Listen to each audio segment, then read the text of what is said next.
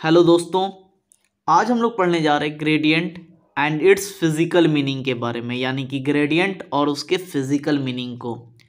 लेकिन उस चीज़ों को पढ़ने से पहले हम लोग कुछ पॉइंट को जानेंगे, कुछ चीज़ों को जानेंगे। लेकिन उससे भी पहले हम ये उम्मीद करके चलते हैं कि आपको फील्ड मालूम होगा, वेक्टर फील्ड मालूम होगा, स्केलर फील्ड मालूम होगा, वेक्टर प्रोडक्ट क्या है ये मालूम होगा, स्केलर प्रोडक्ट क्या है ये मालूम होगा, कोऑर्डिनेट क्या होता है ये मालूम होगा। अगर नहीं मालूम है थोड़ा सा भी इसके बारे में बता देंगे, लेकिन इस चीज़ के बारे में हम पहले आपको पढ़ा चुके हैं। कोऑर्डिनेट क्या होता था, ध्यान देखना। ये है मेरा एक्स, ये है मेरा वाई, ये है मेरा जेड एक्सिस। यहाँ पे कोई एक बिंदु है, तो बताइए ये एक्स वाई जेड में कहाँ पर, इस एक्स और वाई प्लेन में कहाँ पर है। तो तुम बता दोगे ना कि यहाँ से ऐसे से देखें और यहाँ देखें। अगर मान लो यहाँ वैल्यू 2 है और यहाँ वैल्यू 3 है, तो इसका इस बिंदु का कोऑर्डिनेट क्या हो जाएगा, 2,3। क्लियर है, हम लोग पढ़े थे 9th में। फिर देखना, अगर X axis, Y axis, Z axis ये 3D प्लेन है, क्लियर, और एक बिंदु इस 3D बिंदु में कहीं पर है, इस जगह पर, तो बताइए इसका कोऑर्डिनेट क्या होगा। तो x से जितना दूरी हुआ, y से जितना दूरी हुआ और z से जितना दूरी हुआ वो हम लोग लिख देंगे। मान लेते हैं x से दूरी 2, 3 और x से दूरी 2 है, y से जो है दूरी वो 3 है और z से दूरी वो है 4। तो ये इस बिंदु का कोऑर्डिनेट क्या हो गया, 2, 3, 4। लेकिन हम तो एक अनठिकानी बात बोल दिए भाई कि 2, 3, 4, हमको क्लियर मालूम नहीं है। तो हम इस बिंदु जिसका नाम दे रहे हैं P, तो इसका कुछ कोऑर्डिनेट हम क्या रख देंगे, एक्स वाई जेड। क्लियर है, मालूम नहीं है तो हम एक्स वाई जेड, यहाँ पे अगर मालूम हो तो हम लोग लिख दिए कोऑर्डिनेट क्या है, लेकिन अगर नहीं मालूम है तो हम क्या लिख देंगे, एक्स वाई जेड। क्लियर हो गया। यानी तुमको अभी तक ये मालूम होना चाहिए कि field, vector field, scalar field, vector product, scalar product और कोऑर्डिनेट क्या होता है, ये हम लोग क्लियर कर लिए हैं।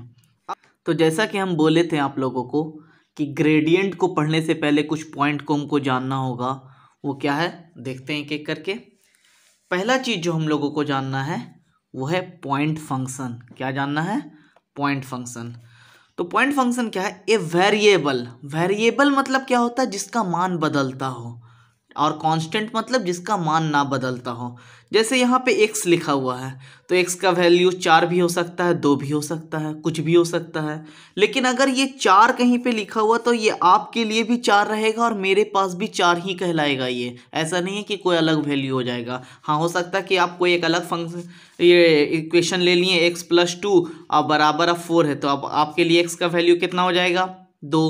क्लियर है। लेकिन हम x + 4 और यहाँ पे रख दिए = 6।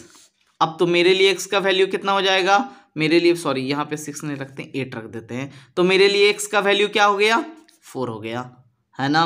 तो यानी कि x का वैल्यू अलग अलग इक्वेशन के लिए, अलग अलग चीज़ों के लिए अलग अलग हो सकता है। लेकिन ये जो 4 है ये आपके पास भी 4 ही कहलाएगा, मेरे पास भी 4 ही कहलाएगा। ये 2 है, ये आपके पास भी 2 ही कहलाएगा, मेरे पास भी 2 कहलाएगा। तो वैसी चीज़ें जिसका वैल्यू बदलता हो उसे वेरिएबल कहेंगे, और वैसी चीज़ें जिसका वैल्यू कभी नहीं बदलेगा उसे हम क्या कहेंगे, कांस्टेंट कहते हैं। तो a variable quantity whose value at any point in a region of space depends upon the position of the point is called point function। तो देखोगे कि ये है, हम स्पेस में एक रीजन मान लिए, ओके।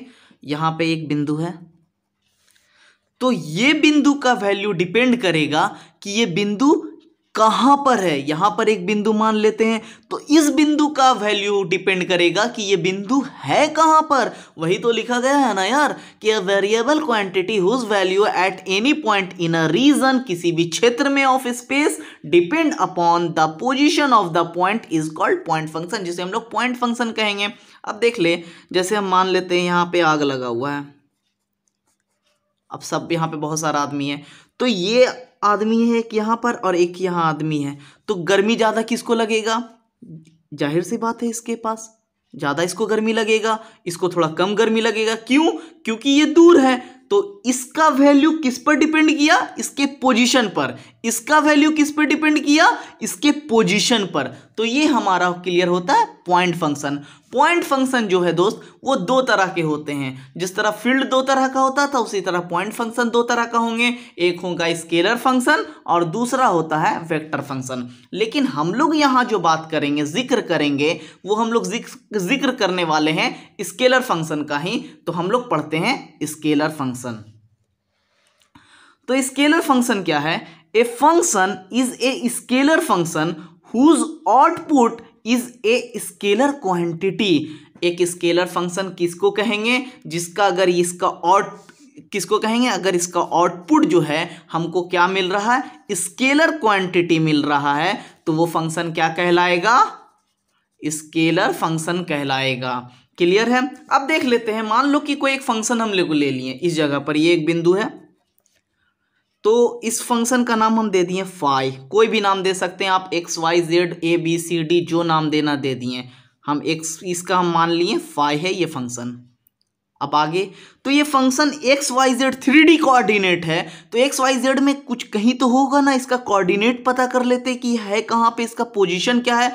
तो हम पता कर लिए इसका क्या है, ये एक्स में इतना दूरी पर है, वाई में इतना दूरी पर है और जेड में इतना दूरी पर है, यानी कि ये है एक्स वाई जेड।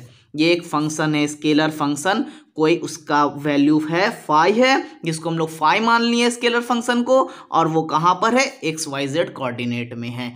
तो जो हम बोले वही लिखा हुआ देख ले दोस्त, है ना। एक फंक्शन है फाई जो है एक्स वाई जेड में, और वो कैसा फंक्शन है, स्केलर फंक्शन, क्योंकि हम पढ़ ही रहे हैं अभी स्केलर फंक्शन को। यहाँ तक हम लोगों का पॉइंट फंक्शन क्लियर हो गया। एक वर्ड जो बार बार आपको तंग करेगा, मतलब जलील कर देगा, वो था स्केलर फंक्शन। ये क्लियर हो गया आप लोगों का। अब हम लोग पढ़ेंगे एक बहुत ही शानदार चीज जो है डेल ऑपरेटर। तो यार हम लोग जान लेते हैं डेल ऑपरेटर है क्या। जब कोई आदमी गाड़ी ड्राइव करता है तो हम लोग उसे क्या कहते हैं, ड्राइवर। जब कोई मशीन किसी चीज को प्रिंट करता है तो हम लोग उसे क्या कहते हैं, प्रिंटर। जब कोई आदमी रेडियो ऑपरेट करता है तो हम लोग सुने होंगे ना, रेडियो ऑपरेटर। तो यहाँ पे हम लोग उसी तरह पढ़ेंगे एक डेल ऑपरेटर, और डेल ऑपरेटर को हम लोग डिनोट करते हैं डेल वेक्टर से। ये है डेल और ये है वेक्टर का सिंबल। तो हम लोग डेल ऑपरेटर को किससे इंडिकेट करते हैं, डेल वेक्टर से। अब देखोगे डेल वेक्टर यानी कि इसको लिखा कैसे जाता है डेल ऑपरेटर को, डेल वेक्टर से। Del vector I cap del by del X plus J cap del by del Y plus K cap del by del Z. यानी कि डेल वेक्टर को जो है वो हम लोग लिखेंगे किस तरह से, I cap del by del X plus J cap del by del Y plus K cap del by del Z. इस तरह से ये लिखा जाता है।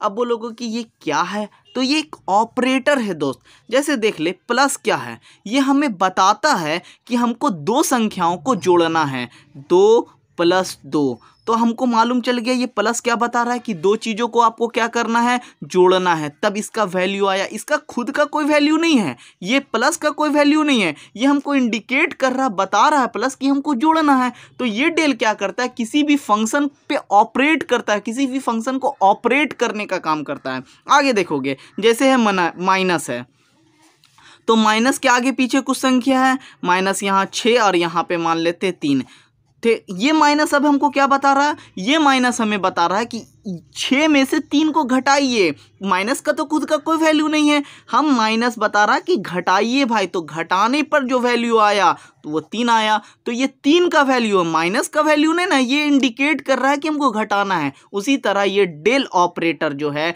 या डेल वेक्टर कहें इसको, इसका वैल्यू कुछ नहीं है दोस्त, ये ऑपरेटर है एक तरह का, जो भी किसी भी फंक्शन में हम लोग लगाया जाता है, वो स्केलर फंक्शन हो, वेक्टर फंक्शन हो, डिपेंड करता है वो फंक्शन कौन सा है। अब आगे बढ़ते हैं, देखोगे ये जो डेल वेक्टर है ना, इसको एक और नाम से भी जाना जाता है, उसका नाम है नेबुला।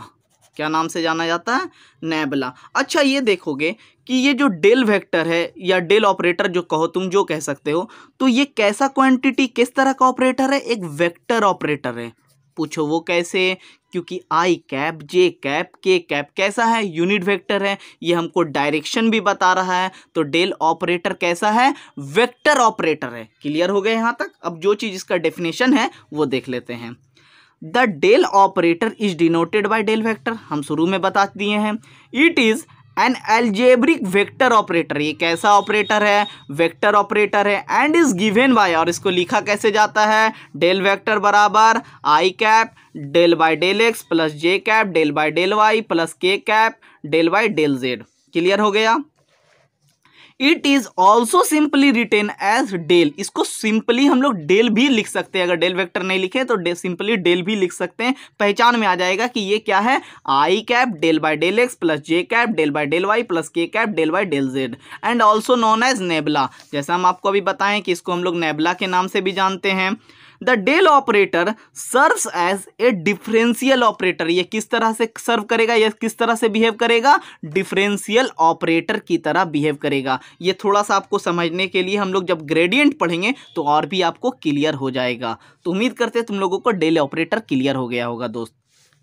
तो चलो हम लोग शुरू करते हैं। जो हमारा मेन टॉपिक था वो है ग्रेडियंट। तुम लोगों के मन में सवाल होगा यार कि ग्रेडियंट क्यों पढ़ रहे हैं जब हमारे सिलेबस में है नहीं। लेकिन अगर ग्रेडियंट नहीं पढ़ोगे तो डाइवर्जेंस समझ नहीं आएगा, डाइवर्जेंस समझ में नहीं आएगा तो कर्ल समझ में नहीं आएगा, और जब हमें डाइवर्जेंस समझ में नहीं आएगा तो हमारा एक लाप्लास ऑपरेटर है वो भी नहीं समझ में आएगा।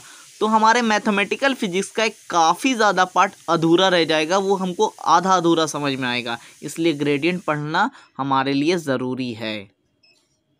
तो शुरू करते हैं हम ग्रेडियंट। ग्रेडियंट क्या है भाई, जब कोई एक स्केलर फंक्शन हो, स्केलर फंक्शन कुछ भी हो सकता है, ए बी सी डी जो भी हो, हम यहाँ पे फाइव ले लिए हैं। क्लियर है, कौन सा फंक्शन है वो, स्केलर फंक्शन। हम फिर रिपीट कर रहे हैं, कैसा फंक्शन हो, स्केलर फंक्शन। जब इस स्केलर फंक्शन में डेल ऑपरेटर को ऑपरेट किया जाए तो हमको जो रिजल्ट में मिलेगा वो क्या मिलेगा, ग्रेडियंट मिलेगा। अब देखो ये है मेरा स्केलर फंक्शन, क्लियर है। इसमें हम क्या ऑपरेट कर दे रहे हैं, इस पर हम इस पर डेल ऑपरेट कर दे रहे हैं, डेल वेक्टर। तो हमको क्या मिलेगा, ग्रेडियंट मिलेगा। किसका, कौन से फंक्शन का, फाई फंक्शन का। तो हमको क्या मिलेगा, ग्रेडियंट ऑफ फाई, जिसको हम लोग शॉर्ट में ग्रेड फाई कहेंगे। तो यानी कि जब हम किसी स्केलर फंक्शन में डेल ऑपरेट करवाते हैं तो हमको क्या मिलता है, ग्रेडियंट उस फंक्शन का जिसको हम लोग ऑपरेट करवा रहे हैं। तो हम लोग यहाँ फाई को ऑपरेट करवा रहे हैं तो मिलेगा क्या, ग्रेडियंट ऑफ फाई। अब भाई हम लोग पढ़ चुके हैं डेल ऑपरेटर का वैल्यू क्या होता है, I cap del by del X plus J cap del by del Y plus K cap del by del Z, यही होता है ना। इसको हम लोग किसके साथ ऑपरेट करवा रहे हैं, फाई के साथ। ओके, तो अब डेल बाय डेल एक्स को फाई के साथ ऑपरेट करवाते हैं पहले।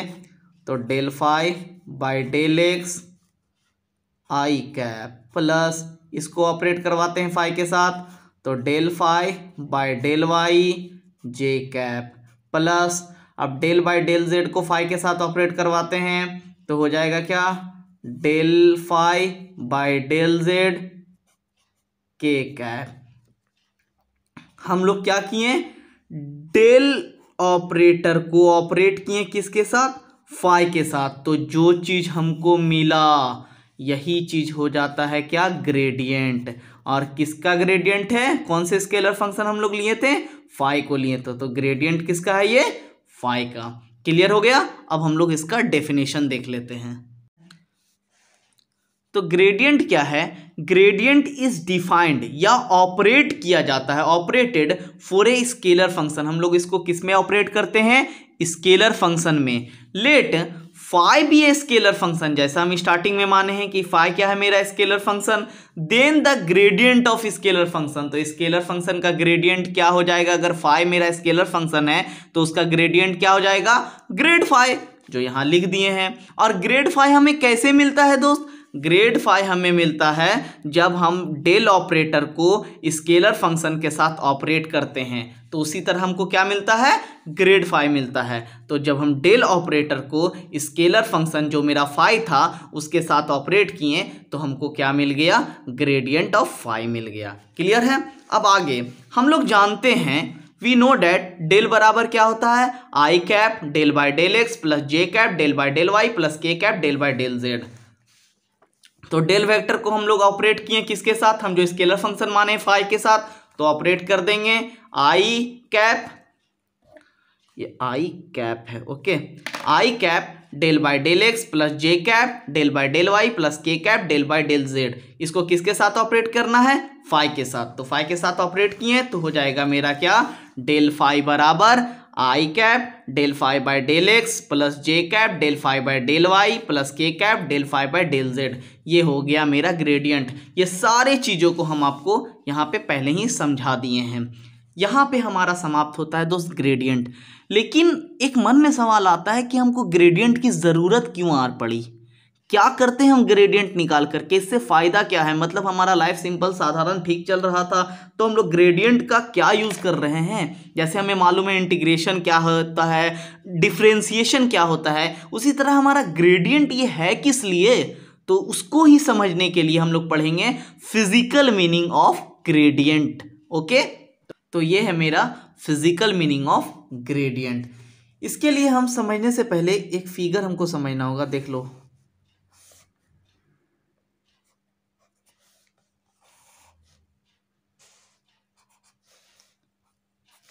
एक्स वाई जेड एक कोऑर्डिनेट सिस्टम ले लिए, ओके।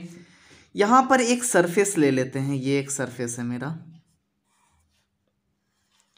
और इस सरफेस की एक खास बात बताएं, यानी इस सरफेस पे कोई एक बिंदु भी उठा लोगे तुम, और उस बिंदु का वैल्यू उतना ही होगा जितना ही, अगर हम यहाँ पे एक बिंदु मान लेते हैं तो इसका वैल्यू, अगर मतलब कि टेम्परेचर मान लेते हैं 2 डिग्री है, तो यहाँ पे भी अगर कोई बिंदु उठाते हैं तो उसका भी वैल्यू 2 डिग्री ही होगा। ये इस तरह का सरफेस है, यानी कि लेवल सरफेस हम लोग पढ़े थे ना, वही है।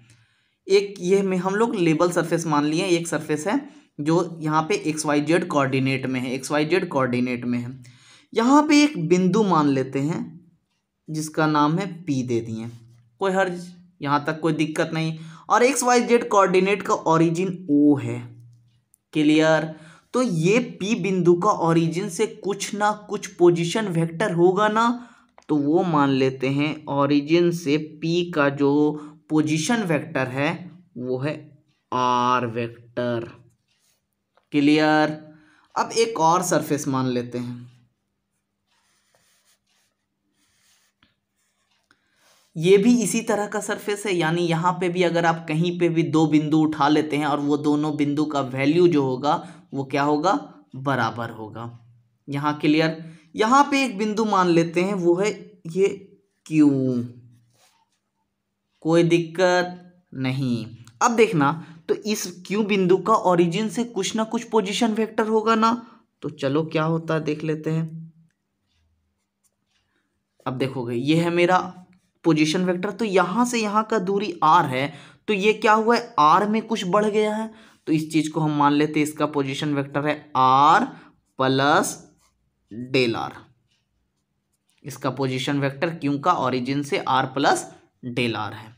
इस सरफेस का जो वैल्यू है इसका हम मान लेते हैं फाई है, तो इसका यहां पे कुछ बढ़ गया तो हम मान लेते हैं इसका वैल्यू क्या हो जाएगा, फाई प्लस डी फाई।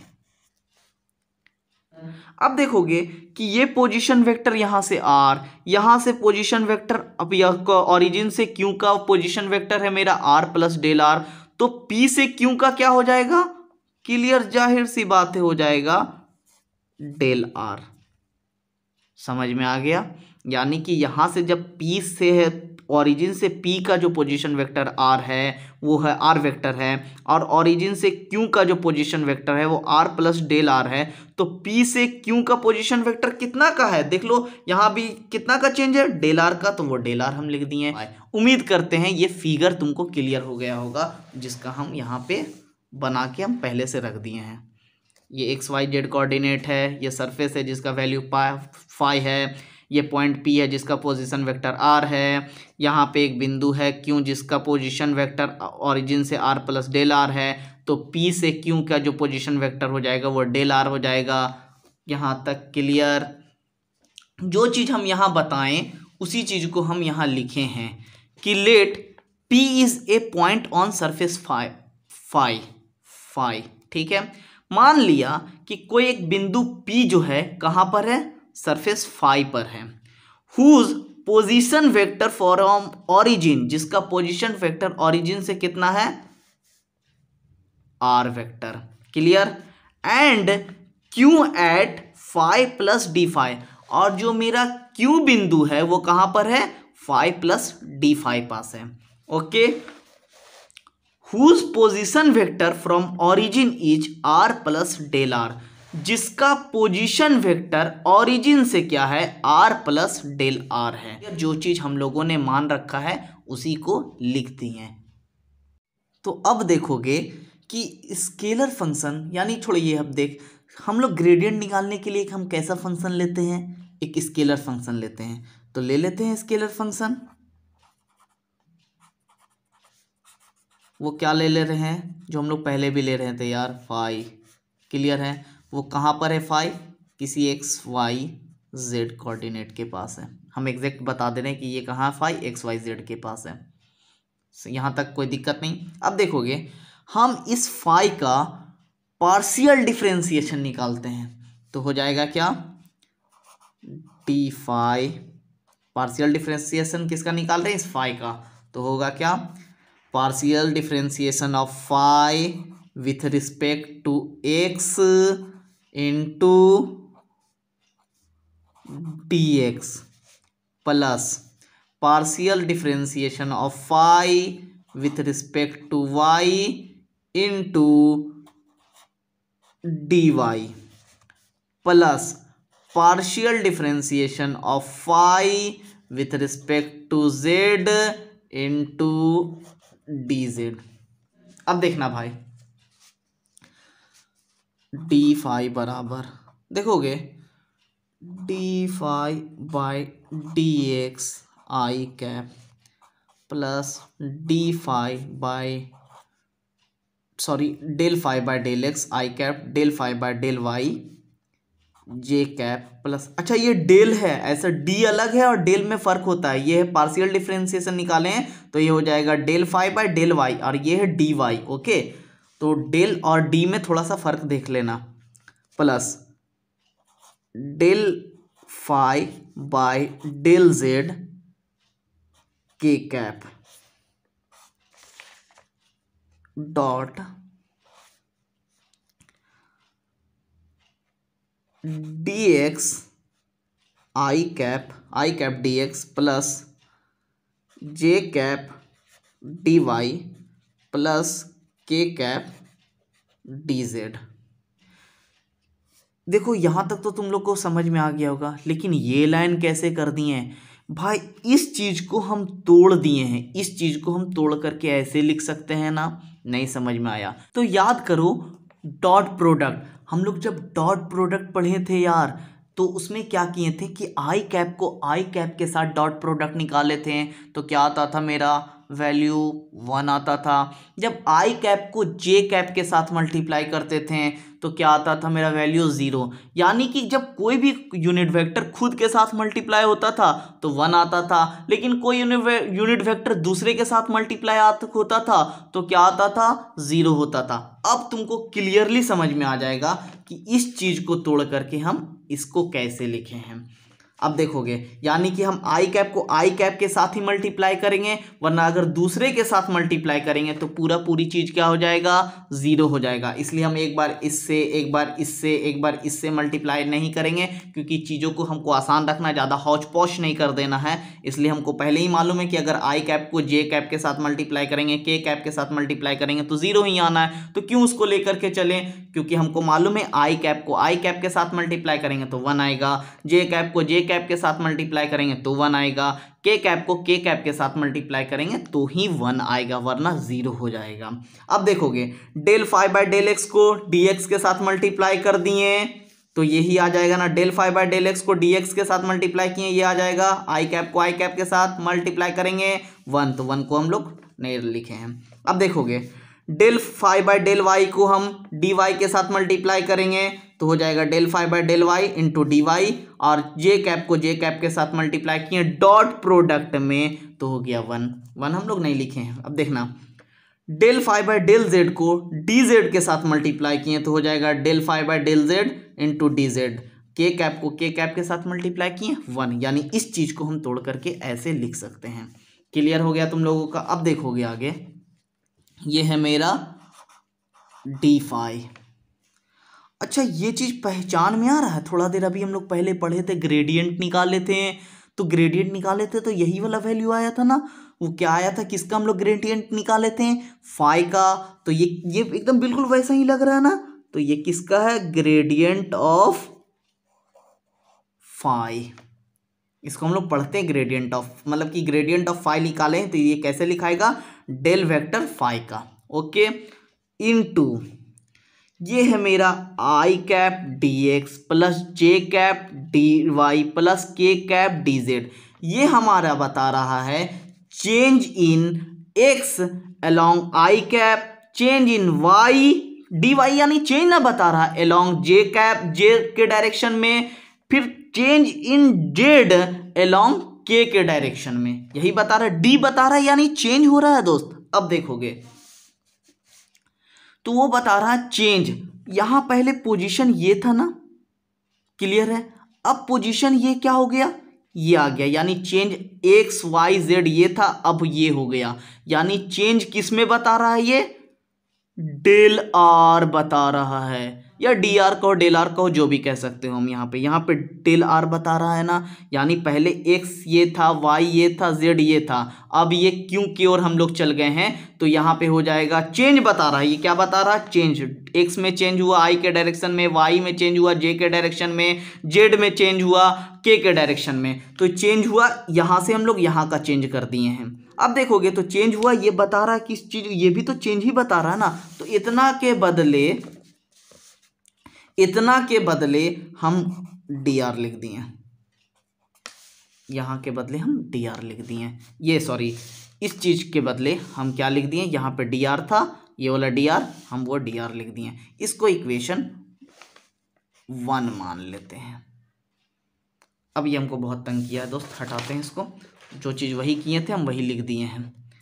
मान लिया स्केलर फंक्शन फाई, उसका पार्शियल डिफरेंशिएशन कर दिए हैं। पार्शियल डिफरेंशिएशन के बाद हम उसको अलग कर दिए, तो ये हो गया मेरा del phi by del X I cap, del phi by del Y J cap, plus del phi by del Z K cap, dot D X I cap D Y J cap plus D Z K cap, okay.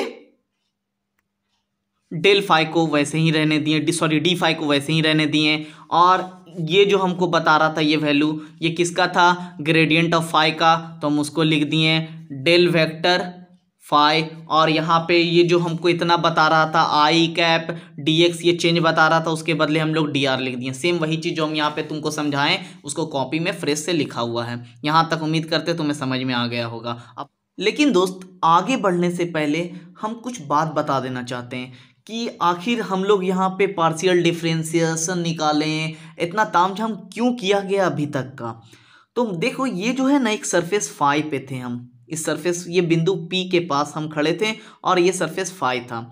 हम यहाँ से यहाँ change कर गए, हम यहाँ से यहाँ गए, इस रास्ते से होते हुए हम क्यों बिंदु के पास गए, यानी कि यहाँ फाई था तो इसका चेंज होकर के क्या हो गया? फाई प्लस डी फाई यहाँ है। तो वही जब हम यहाँ पे वो स्केलर फंक्शन फाई माने थे, तो हम पता किए कि कितना चेंज हुआ, उसलिए हम लोग यहाँ पे क्या किए? पार्शियल डिफरेंशिएशन निकाले थे, उसके बाद इसको तोड़ दिए थे और फिर इसी चीज़ को हम लोग इस तरह से लिख दिए थे, डी फाई बराबर, ये माइनस नहीं बराबर है, बराबर डेल ऑपरेटर फाई इंटू, ये चेंज बता रहा था कि यहाँ एक्स वाई जेड था, देखो ये चेंज बता रहा है D X D Y D Z, I के डायरेक्शन में, जे के डायरेक्शन में, के डायरेक्शन में कितना चेंज हुआ है, वो यही चीज़ ना बता रहा था। तो इसके बदले हम लोग लिख दिए थे ना, ये कितना चेंज हुआ? डी आर, ये कितना चेंज हुआ? डी आर, तो वो हम लोग लिख दिए थे डी आर। देखोगे ये डी फाई है, ये हमको बता रहा था क्या? ये हमारा बता रहा था ग्रेडियंट, उसको हम लोग लिख दिए। ग्रेडियंट के ऑफ फाई को हम लोग क्या लिखते हैं? डेल ऑपरेटर फाई लिख दिए। ये हमको चेंज बता रहा था पोजीशन में, क्योंकि हम पी से कहाँ गए, क्यों चल गए थे, तो मेरा पोजीशन में चेंज हो गया था। तो उस पोजीशन को चेंज जो वो बता रहा था D X I cap, D Y J cap और डी जेड के कैप, है ना। उसी चीज़ को हम लोग सिंपली यहाँ कह सकते हैं ना डी आर, तो उसी को हम लोग डी आर लिख दिए थे। ये तामझाम इसलिए था। अब एक चीज देखोगे, यहां तक तो समझ गए कि हम लोग क्यों पार्शियल डिफरेंशिएशन निकालें, क्यों इतना तामझाम हुआ था। अब तुमको शॉकिंग सबसे बड़ा बात ये लगेगा जो हम बताने वाले हैं कि let us consider point Q be on the surface of point P. मान लेते हैं कि जो पॉइंट क्यू है ना, ये वाला पॉइंट क्यू, ये कौन से सरफेस पर है, पॉइंट पी के पास ही है। तो थोड़ा सा चौंकाना भाई, ज्यादा चौंक मत, क्योंकि ये हम मान लिए हैं, हम यहां लिख दिए हैं let us consider point Q be on the surface of point P. यानी ये मान लिए कि ये जो क्यू बिंदु है वो कहां पर है, पॉइंट पी के पास ही है, पॉइंट पी के पास ही है, इसी सरफेस में है, यानी सरफेस फाई के पास ही है।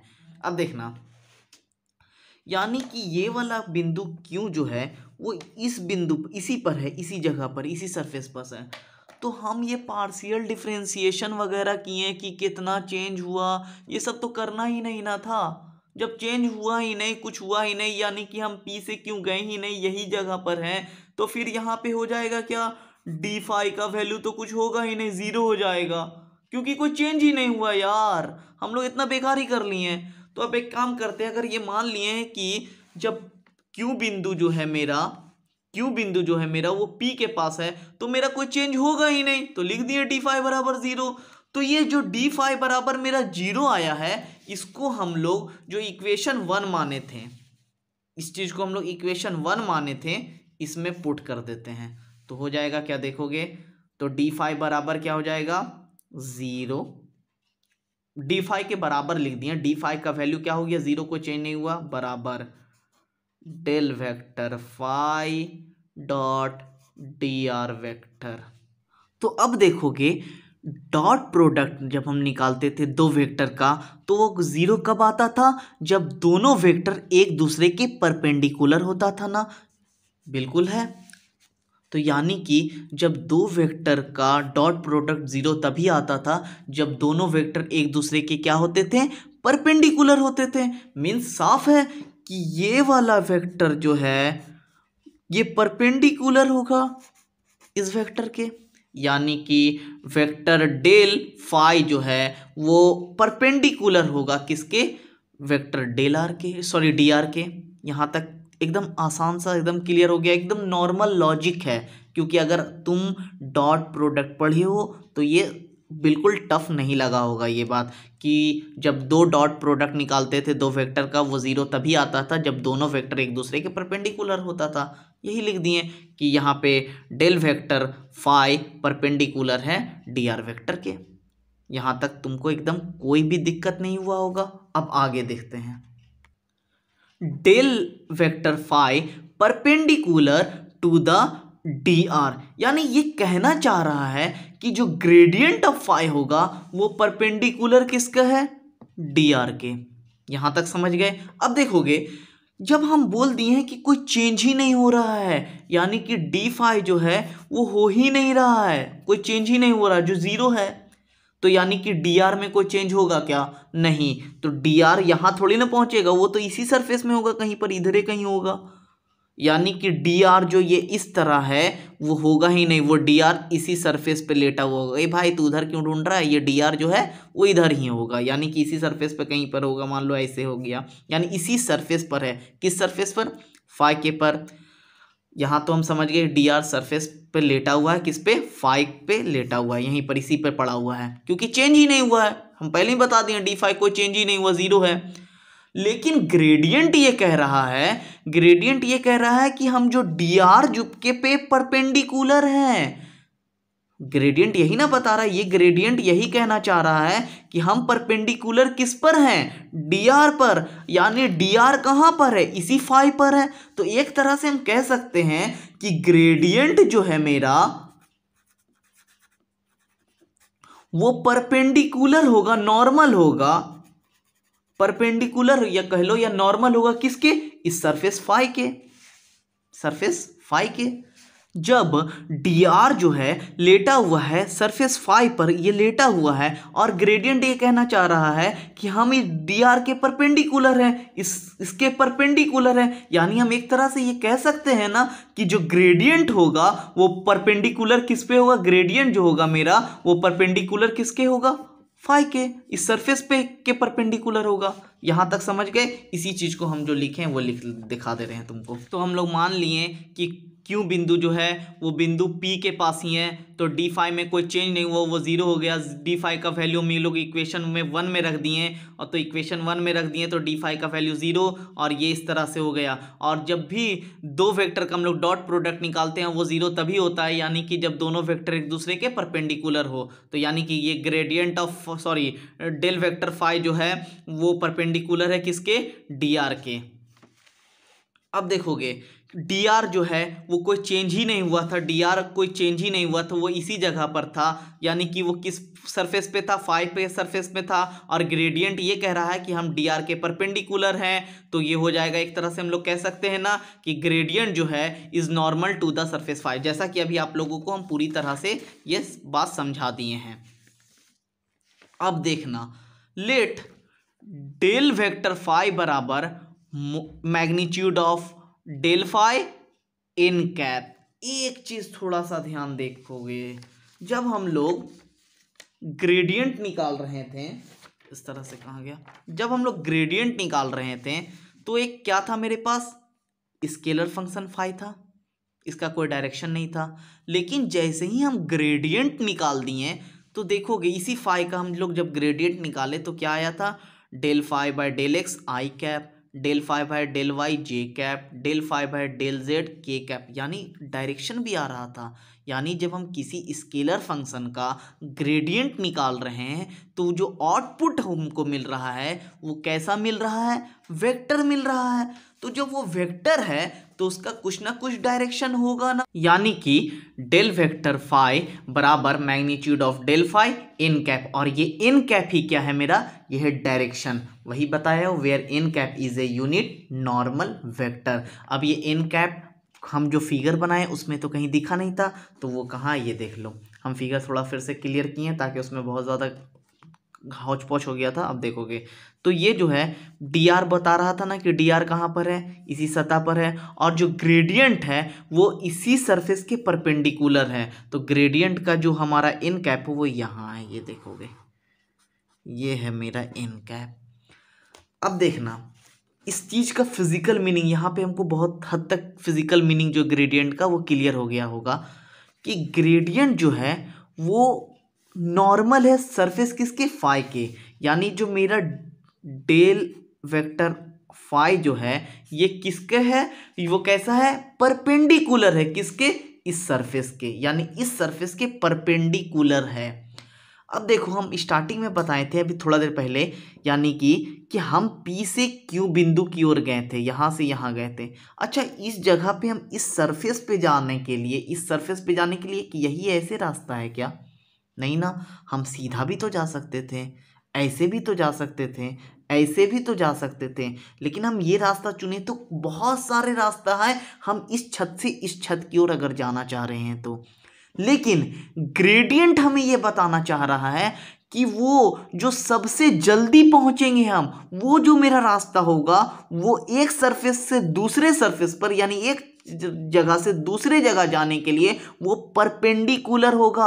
अगर मान ले ये एक मेरा जमीन ग्राउंड फ्लोर है और ये मेरा छत है, हमको जाने के लिए हम सीढ़ी का यूज करेंगे, उससे जल्दी पहुंचेंगे, या लिफ्ट इस्तेमाल करेंगे उससे पहुंचेंगे जल्दी। जाहिर सी बात है लिफ्ट से हम लोग जल्दी पहुंचेंगे और सीढ़ी से नहीं। तो वही ग्रेडियंट बता रहा है, जो हम तुरंत, जो हम जल्दी पहुंच सके, जो जल्दी चेंज हो जाएगा एक जगह से दूसरे चेंज के लिए, वो क्या बताएगा हमको, ग्रेडियंट बताएगा। एक चीज और देखोगे, ये एक मेरा पहाड़ है,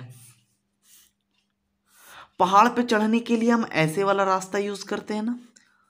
हम लोग अगर जल्दी कैसे पहुंच जाएंगे कि अगर यहां से हम लोग परपेंडिकुलरली पहुंचे तो ये जल्दी पहुंचा जाएगा ना, जल्दी चेंज हुआ।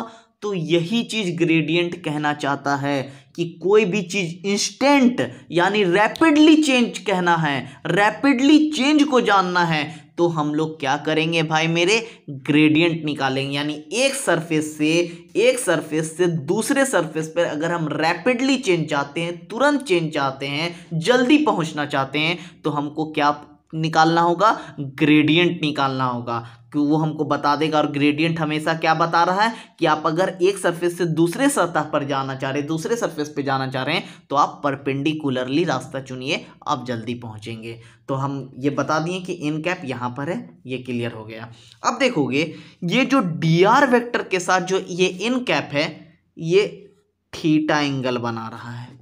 ओके, अब आगे देखोगे डी फाई बराबर del vector phi dot D R, यही इक्वेशन 1 था ना मेरा, देख लो इक्वेशन 1 है ना, क्लियर है। अब हम लोग पढ़ते हैं आगे। और बताओ, जब हम दो वेक्टर का डॉट प्रोडक्ट निकालते हैं दोस्त, तो वो क्या आता है, पहले वाले का मैग्नीट्यूड इनटू दूसरे वाले का मैग्नीट्यूड और क्या, कॉस थीटा। यहाँ तक कोई दिक्कत नहीं। अब देखोगे इसके बाद वाला डी फाई जैसे है वैसे रहने दिए, यहाँ पे डेल वेक्टर फाई का मैग्नीट्यूड हम इसी तरह रहने दे दिए। यहाँ तक मतलब कोई प्रॉब्लम नहीं हुआ होगा। यहाँ एक है कि यहाँ D R vector cos theta के जगह हम डी एन लिख दिए, ये कैसे हो गया। अब देखोगे इस चीज़ को, ये लाइन कैसे हुआ ये हम समझते हैं। यहाँ पे डी एन कैसे हो गया, ये है हमारा फिगर। तो ये जो है मेरा, इसके साथ डी आर के साथ ये कितना एंगल बना रहा है, जो एन कैप है मेरा वो थीटा एंगल बना रहा है। और ग्रेडियंट हमें क्या बता रहा है, जो हम लोग तुरंत चेंज चाह रहे हैं, जो हम लोग एक सरफेस से दूसरे सरफेस पर तुरंत पहुंचा जा सके, जल्दी जब पहुंचा जा सके, वो होगा। अब वो शॉर्टेस्ट डिस्टेंस क्या होता है, परपेंडिकुलर होता है एक सरफेस के दूसरे सरफेस पर। यानी इस सरफेस से परपेंडिकुलरली अगर हम जाएंगे इस सरफेस पर, तो हम जल्दी पहुंच जाएंगे। इस सरफेस से इस सरफेस पे जाने के लिए हम लोग परपेंडिकुलरली रास्ता चुनते हैं, तो हम जल्दी पहुंच जाएंगे। तो अब देखोगे ये तो एन कैप है, क्या है मेरा, ये तो बिना डायरेक्शन ना बता रहा है, तो वो शॉर्टेस्ट डिस्टेंस क्या होगा, यहां से देखोगे ए, यहां पे हमको पहुंचना है इस जगह पे, है ना। तो इतना दूर पहुंचने के लिए जो ये दूरी है, हम इसको मान लेते हैं डी एन। अब देखोगे ये जो बिंदु है, हम यहाँ इस सरफेस पे जाने के लिए हमको जाना था इस सरफेस पे, यहाँ से इस सरफेस पे जाना था, तो हम इस तरह क्यों जाएंगे, हम क्या जाना चाहेंगे, हम यहीं पर आ जाएंगे, क्योंकि हम परपेंडिकुलरली जा रहे हैं। तो वो क्यू बिंदु कहाँ होगा, यहाँ होगा। तो इसका हम प्रोजेक्शन डाल देते हैं ऐसे, इस पर प्रोजेक्शन डाल दिए। अब देखना ये लाइन को समझोगे, ये है मेरा डी एन, ये है मेरा डी आर, दोनों के बीच का एंगल कितना, थीटा बन रहा है। ये तो हम डी एन मान लिए हैं, ये डी एन मान लिए हैं इसका हाइट को। अब देखोगे तो हम पी बिंदु से इस सरफेस पे जाने के लिए हम ये वाला रास्ता यूज ना करके हम ये रास्ता यूज किए हैं। तो हम क्या किए, यहाँ पर प्रोजेक्शन डाल दिए हैं।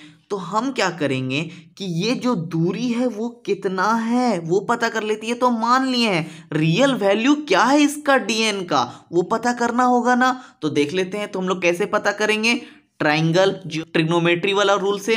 तो देखोगे ये फिगर कुछ इस तरह से बना है, ये है, ये है, ये है। इसका वैल्यू हमको पता करना है कि ये शॉर्टेस्ट डिस्टेंस कितना है, इसका वैल्यू है डी आर, यहाँ पे एंगल बना रहा है थीटा, हमको वैल्यू निकालना है इसका। तो देख लो ये कैसा है, ये परपेंडिकुलर है। और हम लोग जानते हैं कि पंडित बद्री प्रसाद हर हर बोध, हमको निकालना है ये वाला, ये कितना है, और ये क्या है मेरा h है। तो h और b रिलेशन किस में बताता है, कॉस का वैल्यू में मालूम होता है। ठीक है, तो हम लोग लिख देते हैं कॉस बराबर, कॉस थीटा बराबर b बाई एच, है ना। अब देखोगे कॉस थीटा बराबर b, यही है मेरा b नहीं मालूम है, b को रहने देते हैं, चलिए ठीक है। h क्या है मेरा डी आर। अब देखोगे b बराबर क्या हो जाएगा, डी आर कॉस थीटा, यानी ये वैल्यू क्या हो जाएगा D R cos theta, T R cos theta. अब देखना, ये समझ गया ना। अब देखोगे डी आर कॉस थीटा के जगह हम बी लिख देते हैं, लेकिन हम लोग बी नहीं लिखेंगे क्योंकि हम इस बी का वैल्यू को हम लोग क्या मान रखे हैं, डी एन मान रखे हैं। क्या मान रखे हैं, डी एन।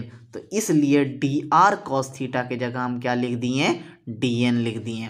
अब देखोगे ये डी फाई और ये डी एन को इधर ले आए, डिवाइड मल्टीप्लाई में था उधर, तो डिवाइड में आ गया, बराबर यहाँ पे हो जाएगा डेल वेक्टर फाई। अब देखोगे ये कहना क्या चाह रहा है, ये बता रहा है कि मैक्सिमम चेंज, जो मैक्सिमम चेंज होगा फाई में, वो हमको क्या बताएगा, डेल ऑपरेटर। वही हम जो अभी साधारण भाषा में तुम लोगों को बता दिए कि जो मैक्सिमम चेंज होगा, जो जल्दी चेंज होगा, वही हमको क्या बता रहा है, वो हमको बताएगा ग्रेडियंट बताएगा। और यहाँ पे हमारा समाप्त होता है ग्रेडियंट। अगर तुम लोगों को कहीं पे कोई डाउट हो तो बिना हेजिटेशन के पूछ लीजिएगा। शुक्रिया।